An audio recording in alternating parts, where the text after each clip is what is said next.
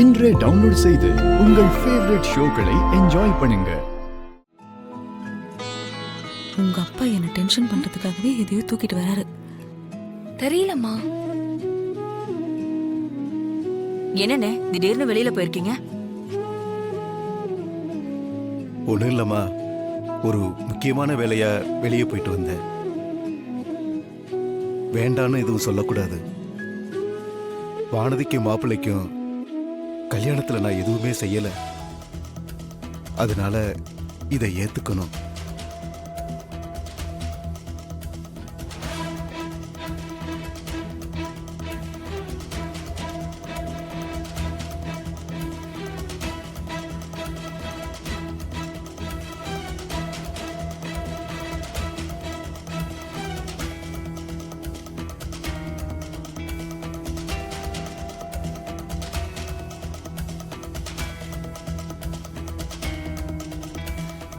என்னண்ணே உங்க திருச்சி வீட வானதிக்கு எழுதி வச்சிருக்கீங்க?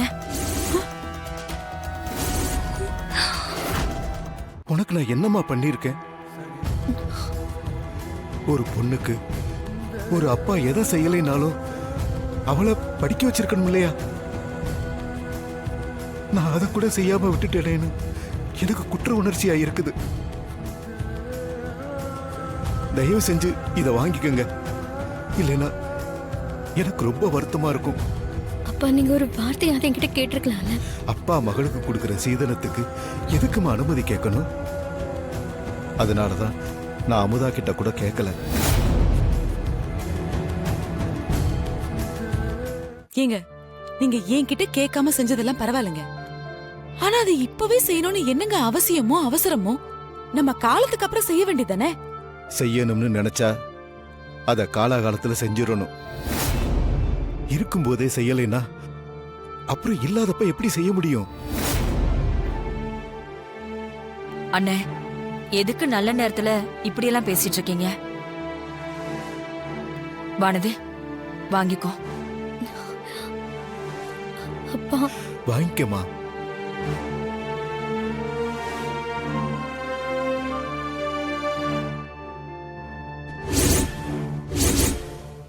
இந்த மனுஷனுக்கு எவ்வளவு நெஞ்சு எழுத்து இருந்தா பெத்த பொண்ணு இருக்கும்போது இவளுக்கு கொண்டு போய் வீட்டை எழுதி வச்சிருப்பாரு.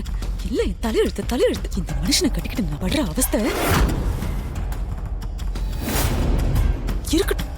இந்த அமுதா யாருன்னு காமிக்கிறதுக்கு ஒரு நாள் வரும். அன்னைக்கு இருக்கு உங்க எல்லாருக்கும்.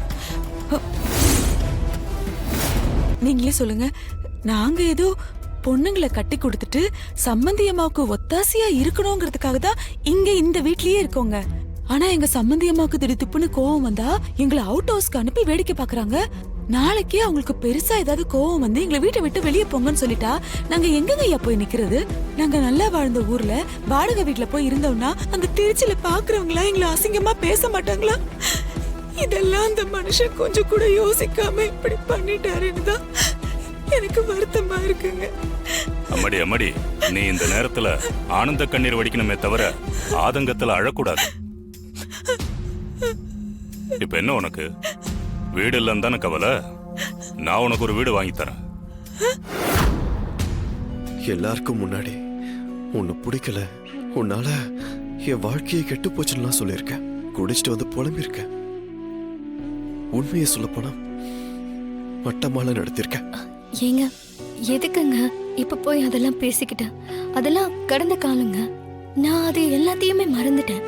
இப்ப எதுக்கு அதெல்லாம் பேசிட்டு இருக்கீங்க?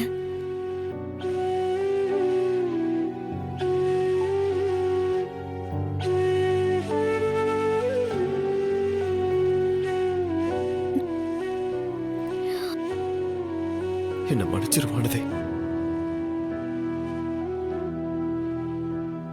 பரவாயில்ல வானதே, நான் சீக்கிரமாவே இதெல்லாம் உணரக்கூடிய சந்தர்ப்பம் கிடைச்சிருக்கு. So sorry வானதே. I'm really sorry. ஐயோ,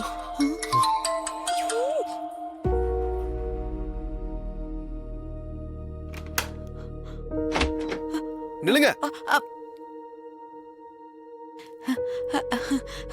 மாப்ள, மறைஞ்சிருந்து நாங்க என்ன பேசுறோம்னு ஒட்டி கேக்குறீங்களா?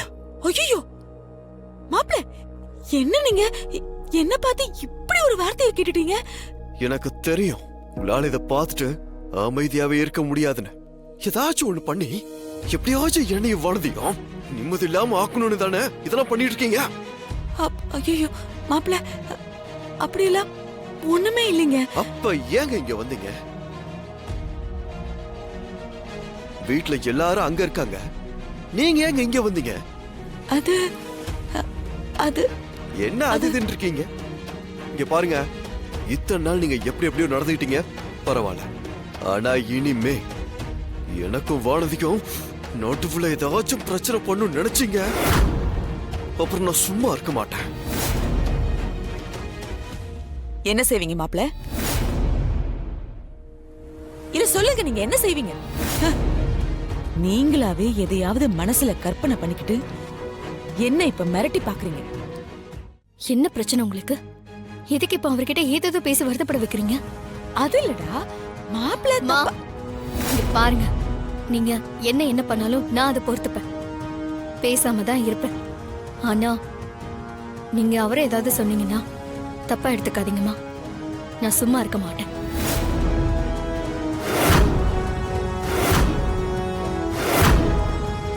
ஓ, சும்மா இருக்க மாட்டியா? உன்னை யாரடி சும்மா விட்டது? நீங்க ரொம்ப ஆசையா பிள்ளைங்களுக்கு சாந்தி முகூர்த்தம் எல்லாம் ஏற்பாடு செஞ்சிருக்கீங்க. ஆனா பாருங்க, அந்த சுவாமிஜியோட சிஷ்ய கல்யாண தப்பு வந்திருந்தாருங்க. சுவாமிஜி இந்த சாந்தி முகூர்த்தத்தை ஒரு 4 நாள் தள்ளி வச்சுக்கலாம், இன்னைக்கு நாள் நல்லா இல்ல, இத பொண்ணோட அம்மா கிட்ட தான் போய் சொல்லணும்னு சொல்லி அனுப்பியிருக்காருங்க.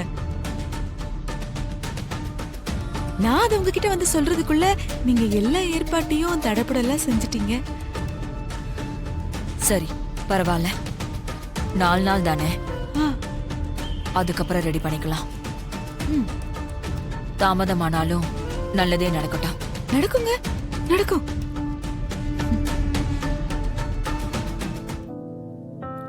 அம்மா, கூப்பிட்டீங்களா? ஆமா, ஒரு முக்கியமான விஷயம் பேசணும், அதுக்கு தான் கூப்பிட்டேன். சொல்லுங்கம்மா. உன்கிட்ட நான் ஒரு சாமியாரை பார்த்தேன்னு சொன்னேன்ல, ஆமாம்மா. அவரு ஒரு விஷயம் சொன்னாரு.